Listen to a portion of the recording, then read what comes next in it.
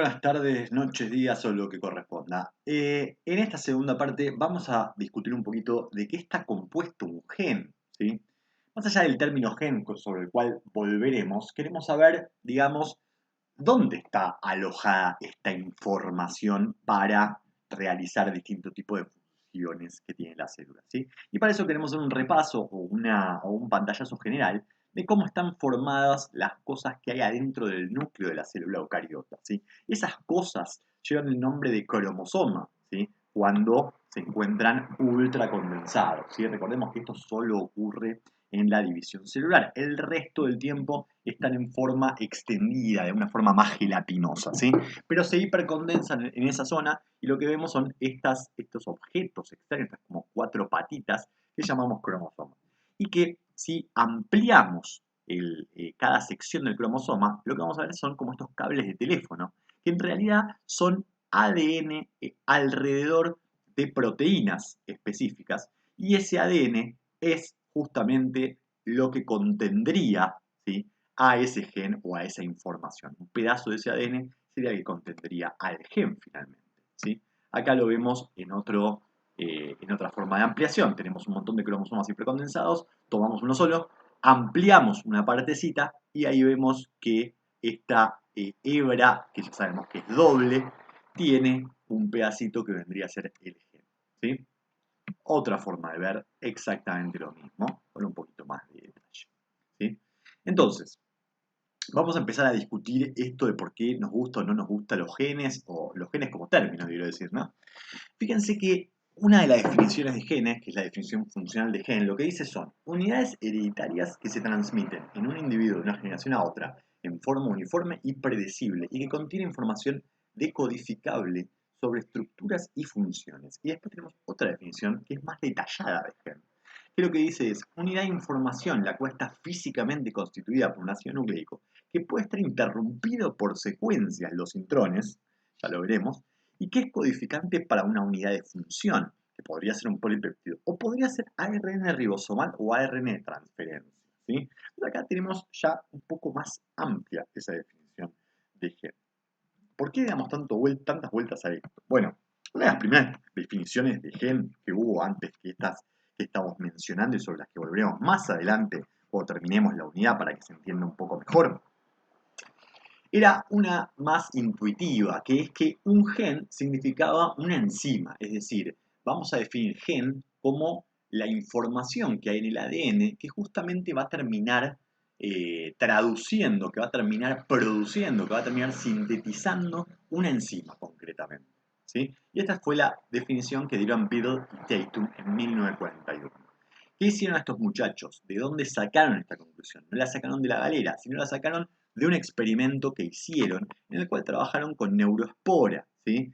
Que básicamente es un tipo de célula cuya composición se conocía al 100% y era fácil de controlar, ¿sí? Y lo que hacían eran justamente llevarlas a vivir en un medio mínimo, ¿sí? Es decir, que solamente tenía los requerimientos mínimos e indispensables como para que sobreviviera. Bien, entonces, lo que hicieron fue someter una serie de esporas a rayos X, sabiendo que los rayos X alteraban el ADN. Y cuando alteraban el ADN, producían algún tipo de situación en la cual la célula no se encontraba en condiciones normales. En este caso, ellos empezaron a irradiar hacia el voleo, a todas las esporas, hasta que vieron que había una espora en particular, en la cual, cuando la ponían en un medio mínimo, ¿sí? Con los elementos mínimos como para crecer, no crecía, ¿sí?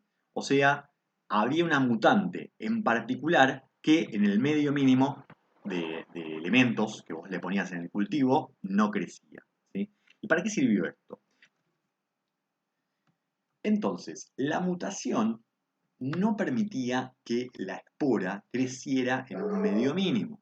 Pero si vos le ponías un medio mínimo y los 20 tipos de aminoácidos que existen, ahí la neuroespora sí crecía. Entonces, evidentemente, la neuroespora lo que tenía era un problema para sintetizar aminoácidos. Si vos se los proporcionabas, no iba a tener problema en crecer. Pero la pregunta sería, los 20 aminoácidos no podía sintetizar o algunos sí.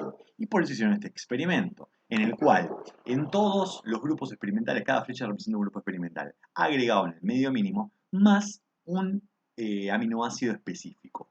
Y en ninguno pasó nada, salvo en uno solo, donde ese aminoácido que agregaban fue la arginina, y ya fue suficiente para que la espora se pudiera reproducir.